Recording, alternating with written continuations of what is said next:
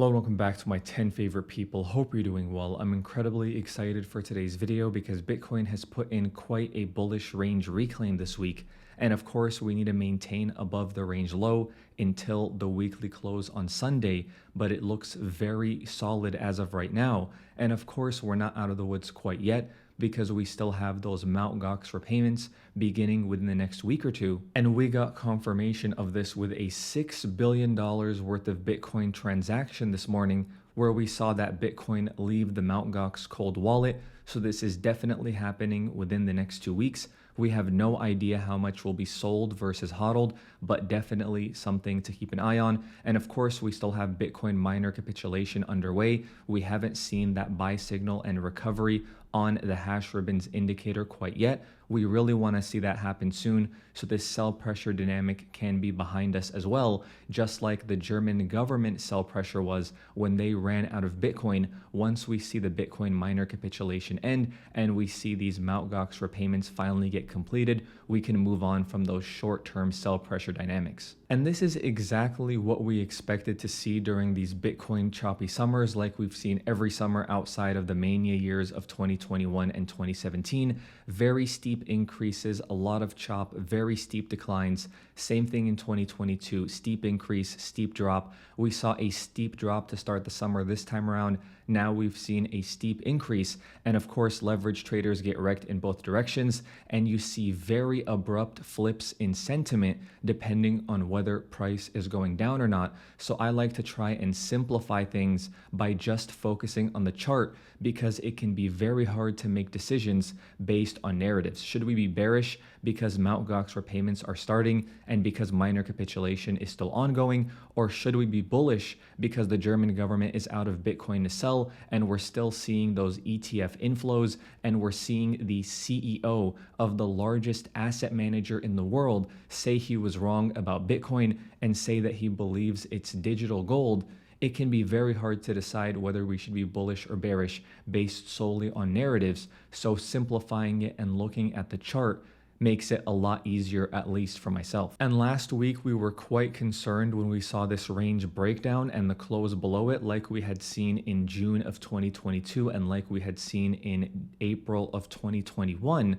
But once we see this reclaim back into that range, especially if it confirms at the end of this week, we have to put that short-term bearish bias to the side and go back to being short-term bullish. And of course, there's a lot of reasons to be excited in the short term. We're seeing pretty solid ETF inflows, even though price had been going down. We saw Fidelity hit $10 billion worth of AUM in their spot Bitcoin ETF, which puts them as the second one after BlackRock. So we now have two spot ETFs over 10 billion in AUM. And of course, we have the CEO of BlackRock going out and shilling Bitcoin on CNBC. And he happens to be the CEO of a fund that manages $10 trillion in assets. So of course, this isn't going to impact price immediately, but it is a nice long-term catalyst, just like the leading presidential candidate choosing a crypto-friendly senator as his vice president. So now the leading presidential candidate and his VP pick are both pro-crypto, which of course is very bullish in the longer term. And that's why the normal cycle thesis remains the base case.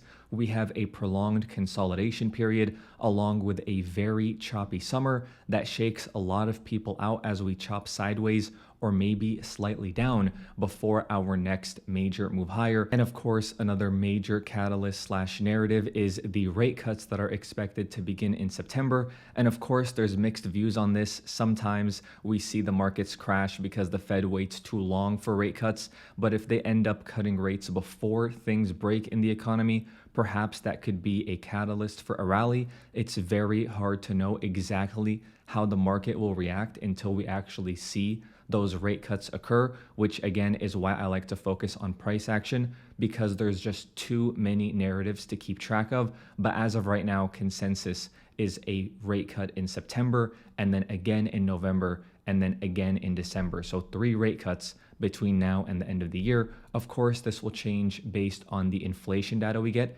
As of right now, CPI is still 3%. We want to see it fall below this range. And of course, the unemployment rate is slowly ticking higher and putting pressure on the Fed to cut rates sooner than perhaps they would want to based on only inflation alone. And of course, the market pricing in more rate cuts is also putting a bit of downward pressure on the dollar index. Now, it's definitely too early to call this a confirmed breakdown so far. We've seen quite a few lower highs and some higher highs as well. So perhaps we could say that it's still kind of within this wedge pattern, and the actual breakout is not going to be decided until we actually see that first rate cut from the Fed, or perhaps maybe they catch markets off guard by not cutting in September and maybe pushing it back further. So really hard to predict what the Fed is going to do, and for that reason it's very hard to predict what the dollar index is going to do in the short term. But we do know the dollar index is incredibly important for Bitcoin's mania phases.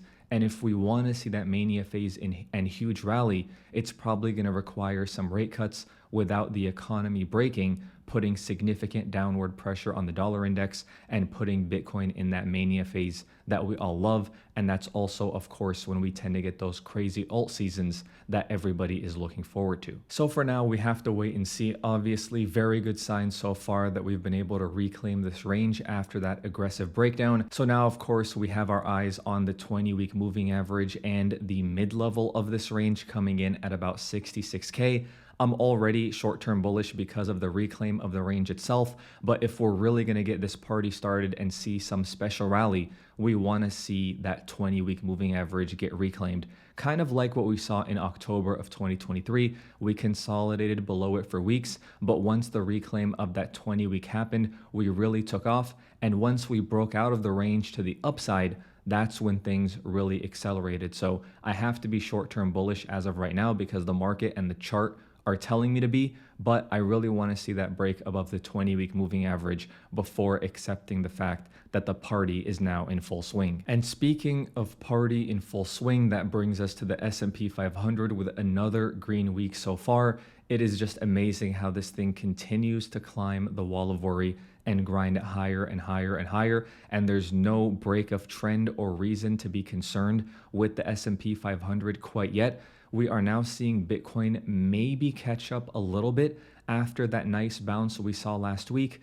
The S&P 500, of course, has been grinding higher that entire time. Bitcoin spent quite a bit of that time consolidating, and we don't know if this consolidation is going to carry on longer before we end up going higher, or if it's going to catch up to the S&P 500 immediately. Of course, we saw that continued divergence in 2019, but we saw a very short divergence in the summer of 2021 where Bitcoin consolidated down while the S&P 500 continued higher. And then, of course, Bitcoin caught up very, very quickly. So hard to predict exactly which scenario we're going to get. For me, it's a lot easier to focus on what Bitcoin is doing, focus on this short-term bullish range reclaim, and take it week by week and see if we can maintain that structure and get that weekly close above 61.5K. And of course, we have to talk about Ethereum. We finally got our official launch date for the Ethereum ETFs. They're going to be launched next Tuesday, I believe July 23rd. And we did see a bit of a reaction from Ethereum. Unlike Bitcoin, it's already above its 20-week, but of course, we want to see what happens between now and the weekly close, and it's above its mid-range as well. So Ethereum is actually holding up a little bit better than Bitcoin in the short term, because while Bitcoin is still trying to reclaim its 20-week moving average and mid-range, Ethereum already has. So we'll see how that plays out. Definitely excited to see how this spot Ethereum ETF launch goes, especially if those Mt. Gox repayments are happening at the same time. And we'll see some unlocks from the Grayscale Ethereum Trust. But for now, price action looks okay, kind of going sideways. Would love to see this weekly close above the 20-week moving average, but we have to see how those spot ETF launches go. As for Solana, also trying to get above that 20-week moving average. Really too early to call. This could just be another lower high, of course, depending on what Ethereum and Bitcoin do. So nice to see that it's back at its 20-week moving average, but really too early to call whether this is going to be the start of a new breakout or just a bearish retest of the 20-week moving average, because of course Solana's price action is way more driven by Ethereum and by Bitcoin. So for now, my portfolio still remains the same, and maybe if we do maintain this bullish price action on Bitcoin and see a breakout into price discovery, we can talk about going a little bit further out on the risk curve. But right now, pretty happy with my current allocations. Bitcoin being my largest holding, Solana being my smallest, and then some cash on the sidelines to take advantage of opportunities. So we'll see how that ends up playing out. But of course, in the long term, I still think Bitcoin is in a decent fair value range if you have zero exposure and want to hodl for a couple of years. And of course, I'm still very open to us visiting lower prices, either due to the Ethereum ETF launch being a complete fluke or those Mt. Gox repayments causing a lot of sell pressure that the market struggles to absorb and sends us to these lower support levels.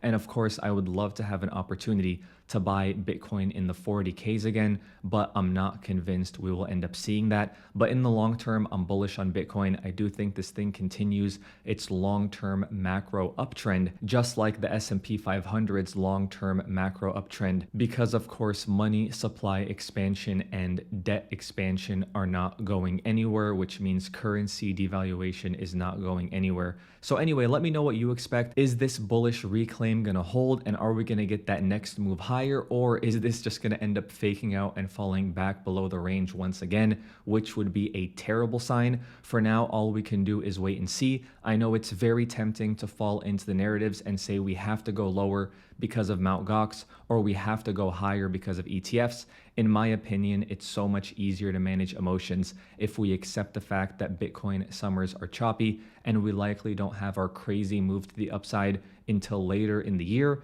and we just listen to what the chart is telling us. Range breakdowns are bearish, but when they get reclaimed, they are bullish. So for now, the short-term bias is bullish, but we'll see what Bitcoin does between now and the end of the week. And we'll definitely see what this market does next week when those Ethereum ETFs go live. But anyway, thank you so much for the support on the recent videos. Thank you so much for watching, and I'll talk to you soon.